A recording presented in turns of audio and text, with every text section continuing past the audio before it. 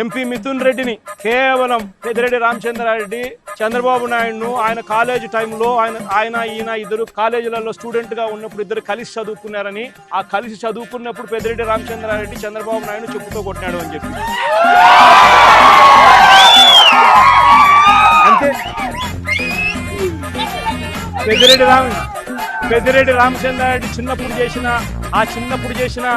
ఆ చిన్న గొడవ చంద్రబాబు నాయుడు మనసులో ఎంతగా నాటుకొని పోయింది అంటే ఏకంగా పెద్దిరెడ్డి రామచంద్రారెడ్డి కొడుకును ఎట్ట తిరిగి జైల్లో పెట్టాలా, పెద్దిరెడ్డి రామచంద్రారెడ్డికి మనక్షోభ కలిగించాలా అని ఎంత సేడిస్టిక్ గా ఆయన వ్యవహరిస్తూ ఉన్నాడు అని చెప్పడానికి ఇదొక నిదర్శనం. కాలేజీ టైంలో గొడవలు జరుగుతూ ఉంటాయి, కొట్టుకుంటూ ఉంటారు. పిల్లోళ్ళన్నే కొట్టుకోకుండా ఉంటారా?